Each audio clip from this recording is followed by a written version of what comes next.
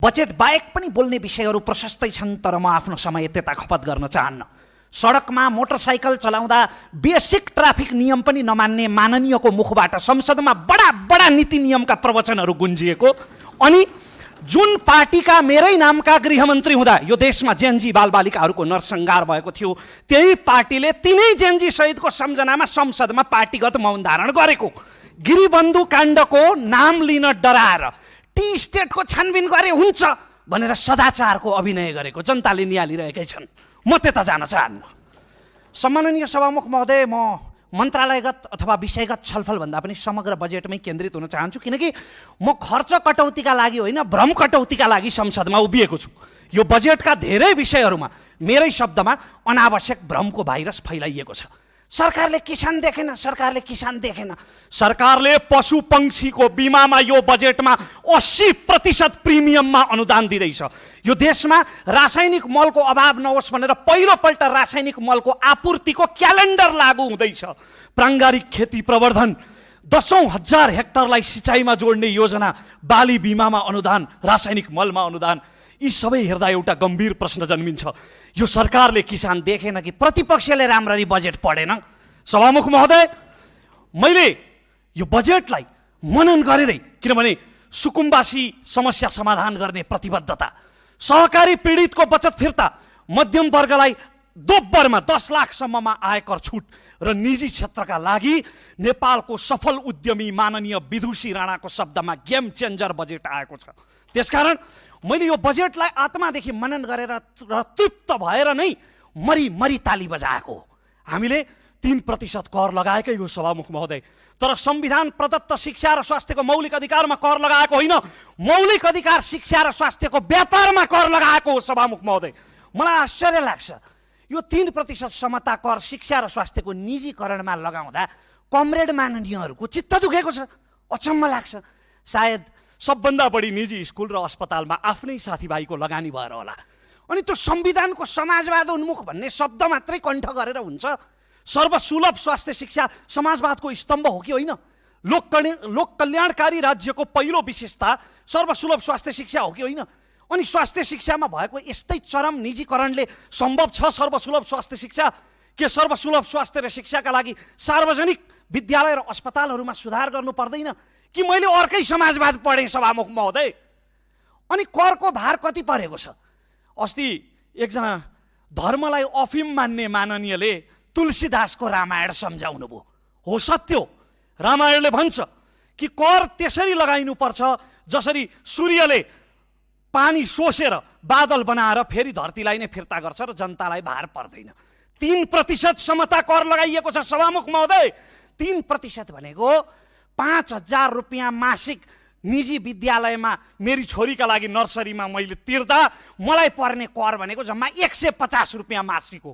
अनि मेरी छोरीका लागि म 5,000 रुपियाँ महिनाको तिर्न सक्ने, जाजरकोटको बच्चाको पोषणका लागि, जुम्ला र कालीकोट बझाङका विद्यालयका लागि, ताप्लेजुङका छानो नभएका विद्यालयहरूका लागि, चेपाङ समुदाय लगायतका पिछडिएको वर्गका लागि निर्माण भइरहेका आवासीय विद्यालयहरूका लागि, त्यसका लागि मासिक 150 रुपियाँ तिर्दा मलाई साँच्चै अन्याय भएको हो त? साँच्चै भार परेको हो त मलाई? सम्माननीय सभामुख महोदय, विद्युतमा कर लगाइयो भनेर हो, विद्युतमा 5% भ्याट लगाइयो, तर कति हो त त्यो 5% भनेको? 50 युनिट भन्दा माथिको बिजुलीमा 5% भ्याट लगाइएको छ। 50 युनिट भन्दा माथि प्रचलित मूल्य अहिलेको प्रति युनिट 9 रुपियाँ 50 पैसा पर्छ।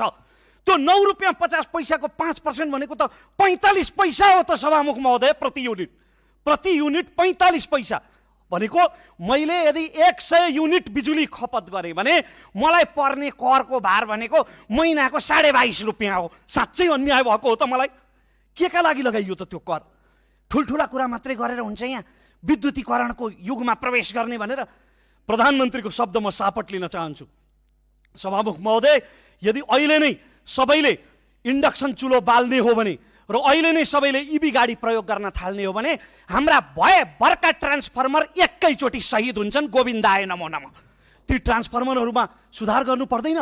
कैयौँ गाउँहरू अहिले जलस्रोतको धनी देशमा बत्ती मुनिका अँध्यारा भइरहेका छन्। ती गाउँहरूमा बिजुली पुर्याउनु पर्दैन? त्यसका लागि ट्रान्सफर्मर गतिला सब स्टेसनहरू चाहिँदैन? अनि सब स्टेसन र ट्रान्सफर्मर रुखमा फल्छ? त्यसका लागि स्रोत चाहिँदैन, त्यसका लागि विद्युतमा यसपटक 5% भ्याट सरकारले लगायो। सभामुख महोदय, बडा गजबका प्रश्नहरू आउँछन् प्रतिपक्षी बेन्चबाट, म छक्क पर्छु। कहिलेकाहीँ ऋण किन यति धेरै लिएको भन्ने प्रश्न आउँछ। ऋण लिनु रहर होइन, बाध्यता हो। हिजो ऋणको विरोध किन गरियो भने हिजो ऋण लिएर देशैभरि टिङ्रिङ्ग टावर ठडाउन र आफ्ना शुभचिन्तकको जग्गाको भाउ बढाउन मात्रै प्रयोग गरियो। हामीले वाचा गरेका छौँ कि ऋणलाई अधिकतम प्रतिफल आउने योजनाहरूमा लगानी गर्छौँ भनेर। हाम्रो राजस्वको स्थिति र दायित्वको स्थिति हेर्दा ऋण लिनु रहर होइन, बाध्यता हो र यसलाई क्रमशः घटाउँदै जानु पनि पर्दछ र घटाउँदै जाने पनि हो। अर्को प्रश्न आयो, ऋण तिर्न यत्रो बजेट किन छुट्याएको भनेर। सभामुख महोदय, म ऋण खान्छु तर तिर्दिनँ भन्ने त उही मेरा काकाको तर्क जस्तो भयो त। ऋणको रिसेड्युलिङ हुन सक्छ, ऋणको भाका सारिन सक्छ, तर ऋण खाएपछि एक दिन तिर्नुपर्छ त नि। राज्यको कमिटमेन्ट होइन त्यो। यद्यपि त्यो ऋण हामीलाई अग्रजहरूले नै बोकाइदिनु भएको हो। अब यो बजेट उठ्दैन, कार्यान्वयनै हुँदैन। यत्रो सुन्निएको बजेट कसरी उठ्छ? सभामुख महोदय, जीडीपी करिब 74 खर्ब पुग्ने सरकारको अनुमान छ। 7% आर्थिक वृद्धि दर हासिल गरेर जीडीपी 74 खर्ब पुग्दा अहिलेको बजेटको आकार भनेको करिब त्यसको 28.5% जति मात्र हुन्छ। अर्को कुरा, यो बजेट कार्यान्वयन हुन्छ कि हुँदैन भन्ने कुराको समीक्षा अर्को वर्ष गरौँ न। त्यति बेलासम्म म अग्रज माननीयहरूलाई निशुल्क ज्योतिषी नबन्न आग्रह गर्छु।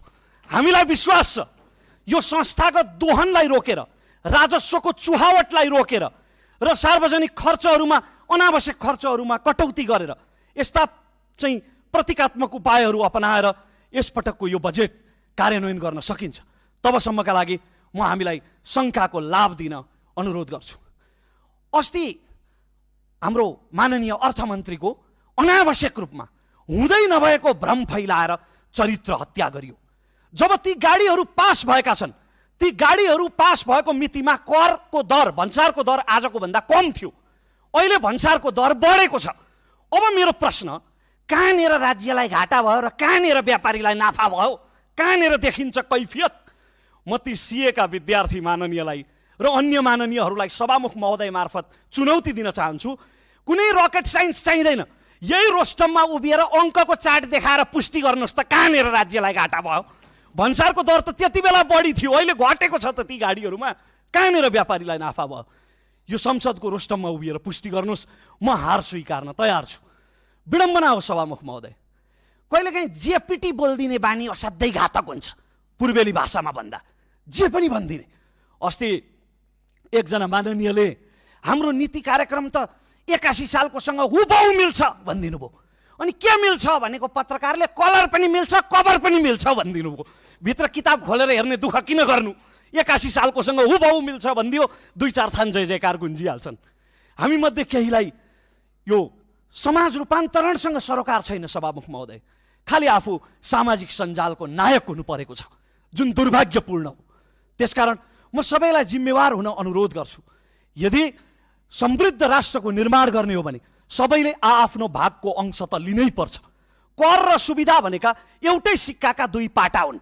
मलाई कृषि अनुदान चाहिँ चाहिन्छ तर खेती गर्दिन भन्न कहाँ पाइन्छ? त्यसकारण म निधाएकोलाई बिउजाउन सकिन्छ, तर निधाएको अभिनय गर्नेलाई बिउजाउन त त्यो असम्भव हुन्छ सभामुख महोदय। त्यसकारण म आम नागरिकलाई यो संसद मार्फत विश्वस्त गराउन चाहन्छु। हाम्रा कुनै कुनै निर्णयमा कहिलेकाहीँ त्रुटि हुन सक्छन्,